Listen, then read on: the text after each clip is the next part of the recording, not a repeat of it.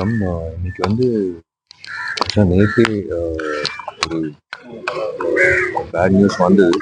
படத்துக்கு நடக்கும்போது ஒரு நெருங்கிய ஒரு சொல்றது, நான் என்னோட ஃபேன் கிளப், என்னோட ரசிகர் மன்றத்தோட முன்னாள் தலைவரை நான் சொல்ல மாட்டேன். எனக்கு இருக்கிற சர்க்கிளில் ஒரு நெருங்கிய ஒரு சொல்றது, ஒரு ஃபேமிலி ஃப்ரெண்டாக இருந்தவர்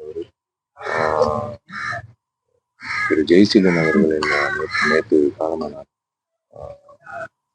எல்லோருக்கும் தெரியும், விஜய் அவர்கள், தளபதி விஜய் அவர்கள் முதல் படத்தும் கிட்டத்தட்ட ஒரு 25 வருஷமா அவர் தலைவராக இருந்திருக்காரு. அவரோட ரசிகர் மன்றத்தில் எஸ் ஏ சந்திரசேகர் அவர்களோட ஒரு கிட்டத்தட்ட ஒரு 35 ஆண்டு காலமா ஒரு நட்பு இருந்திருக்கு. நேற்று வரைக்கும் பேசியிருக்காரு. எங்களோட பயணிச்சுட்டு இருக்க ஒரு கிட்டத்தட்ட ஒரு 5-6 வருஷம் என்னோட ரசிகர் மன்ற தலைவர். ஸோ அது போக வந்து வெறும் ரசிகர் மன்ற தலைவராக இல்லாமல் அவங்க குடும்பத்தோட ஒரு நட்பு இருந்துகிட்டே இருந்தது. எப்பவுமே படப்பிடிப்பு இருக்கும்போது அவங்க வீட்டில் அவங்க சமைச்சு கொடுத்த சாப்பாடு, கிறிஸ்டபர் அவரோட பையன், லஞ்சி, எல்லாருமே என்ன வந்து அவங்க வீட்டு பிள்ளையாக தான் பார்த்துருக்காங்க. ஏற்கனவே ஒரு 2-3 இயர்ஸாக suffering from illness.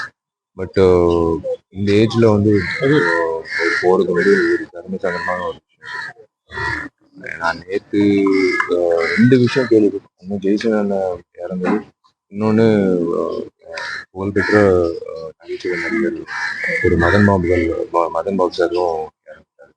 It's like 2 வகையிலும் பார்த்தா இண்டஸ்ட்ரிக்கு ஒரு மிகப்பெரிய இழப்புன்னு சொல்லலாம். அவர் ஜெய்சீலன் அவர்களோட உழைப்பு சாதாரண உழைப்பு கிடையாது. அது நான் சொல்றது மட்டும் இல்லை, எந்த ரசிகர் விஜய் அவர்கள், தளபதி விஜய் அவர்களோட ரசிகர் கேட்டாலும் சரி, சந்திரசேகரன் வார்த்தையால சொல்ல முடியாது. ஒரு உழைப்பு, அப்படி ஒரு உழைப்பு கொடுத்திருக்காரு அந்த இயக்கத்துக்கு. அந்த வகையில் ஒரு ஆத்மா சாந்தி அடையணும்னு வேண்டிக்கிறேன்.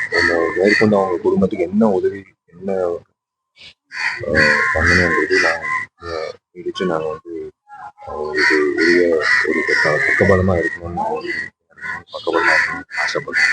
பட் அன்ஃபார்ச்சுனேட், இது கடந்த 1.5 வருஷமா வந்து எதிர்பாராத இழப்புகள் நிறைய இருக்கு. அந்த வகையில் நேற்று ஜெய்சீலன் இறந்துட்டாருன்ற ஒரு விஷயம் கேள்விப்படும்போது ரொம்ப சங்கடமா இருக்கு. பட் அதான், may soul rest in peace. கண்டிப்பாக அந்த குடும்பத்துக்கு ஒரு தூணா வந்து எப்பவுமே நாங்கள் எல்லாருமே இருப்போம்.